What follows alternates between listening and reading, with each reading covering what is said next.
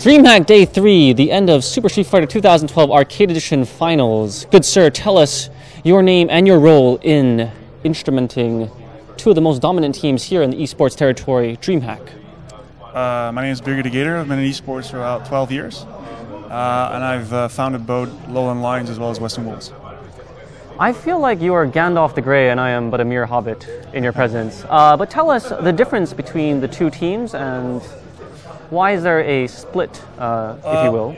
Well, basically, I said I've been in esports for about 12 years, and about 5 years ago I decided I wanted to really help my home region, which is the Benelux. For people that don't know, Benelux is basically the term used for both Belgium as well as the Netherlands. And that's when I found Lowland Lions, because Lowlands is basically synonymous with the Benelux region. So we wanted to have a bit of an alliteration there. But that was really to support Dutch and Belgian players. But then we managed to get a few really talented international players, such as Ryan Hart, involved about 3 years ago as well. We really started supporting them, so Lowland Lions actually got a really big name in the Street Fighter community. But then about, let's say, the end of 2011, we basically looked at how we had structured everything. We said, nah, we should really bring Lowland Lions back to its roots in terms of the Benelux. So really focus just on Belgian Dutch players. At the same time, we had so many internationally talented players, and I just didn't want to cut them from the team or just not support them anymore. So we basically decided, you know what, let's create a completely different organization for these international players. Very that's fortunate. Where Western Wolves came about, and luckily we had the great support of Catz, who really liked the idea and really supported us all the way. So that allowed us to basically bring over players like Ryan Hart into the Western Wolves division, and then we recruited two very talented Korean players as well. So you suffer from a very good problem, an abundance of not only sponsors but also talent. Well, there's never an abundance of sponsors. I mean, getting sponsors is one of the hardest things there is, but I will say this, it's easier to get sponsors for Western Wolves than it is for Lowland Lions. Because Lowland Lions are only restricted to the Benelux region, so there's a market of 26 million people approximately.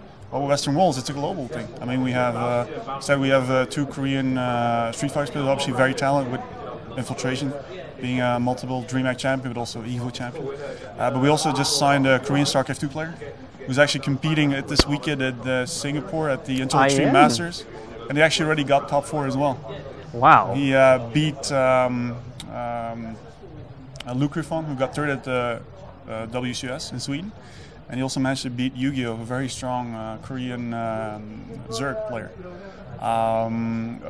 Yesterday as well. So he's doing really well for us. So Western Wolves really evolved back from that core Street Fighter basics to a team which is represented well in multiple games. How it seems like you can either see the future or you have a supreme eye for talent. Tell me, what do you look for in a player when you're recruiting them?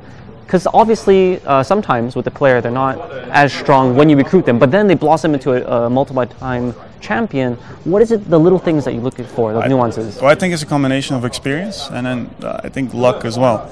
And really having the right people, because I mean, obviously it's easy for me to take credit, but there's a lot of talented people within our organization, especially guys like Florent, who's basically the head manager of Western Wolves, and he was personally responsible for recruiting that StarCraft 2 team. He also recruited our most recent edition, which is a CSGO team, and that Korean StarCraft 2 player. So he's he's been instrumental to the success of Western Wolves. So we have great people in the organization. Also Ryan, because Ryan's more than a player. He's also taking on the role of player management quite recently, so he works a lot with the players. He actually recruited the two Koreans as well.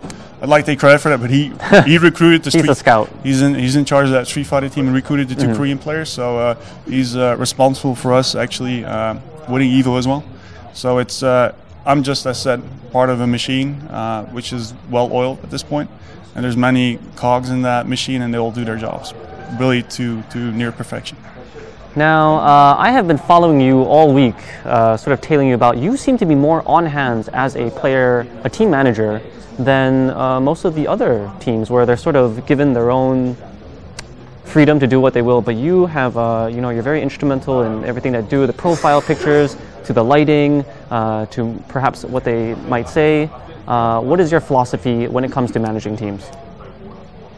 I think it depends on the players. I think we're at the point now, Western Wolves, that we have a combination of seasoned players, like a player like Ryan Hart, who's obviously grown to the role of player management. I don't need to tell him what to do. He perfectly knows what to do. I mean, he's been in esports longer than I have. if we, I've been in esports 12 years. I think Ryan's been playing for 15, so it'd be kind of awkward for me to tell him what to do. So he's very experienced, but we also have very young players. If you look at our StarCraft 2 team, we have players that are only 17 years old. Mm-hmm. So I think it's important for us to really guide them properly, and not just, I mean, they know how to play well. We're never going to interfere in how they practice for a game, because I really don't believe it's our job to give them a training schedule and tell them what to do. Ultimately, results count. And throughout my career, I've worked with many talented players. I've seen players that perform their best with 1 or 2 hours of practice a day. I've seen players that need to train 10, 12 hours. It's really up to the player. It's how he wants to prepare for a tournament. But we do think it's important to guide him properly when it comes to working with sponsors, because ultimately sponsors is instrumental to what we do, to esports as a whole, especially the teams. And it's important for them to know how to work with sponsors, know how to use their products, promote their products, test their products. There's many things that go into that relationship, and then we find it very important for them to actually understand how essential that is. And same with how working with press and that type of thing. So that's important for us to guide them. But things are hands-on. I mean, I think DreamHack is one of the few events I actually attended this year, because I thought it was important. Actually, I haven't been here in I think 7 years. So it's, but we've always sent many players here, because I think at this event with Lone Lions, Western Wolves combined, I think we have nearly 30 players here. I have seen the jerseys all over the venue. Yeah, so that's a good thing. So. Well, there you have it, the mastermind, the big Papa Wolf in this pack of wolves, and the Lowland Lions. The key to success, the shadow mastermind behind it all.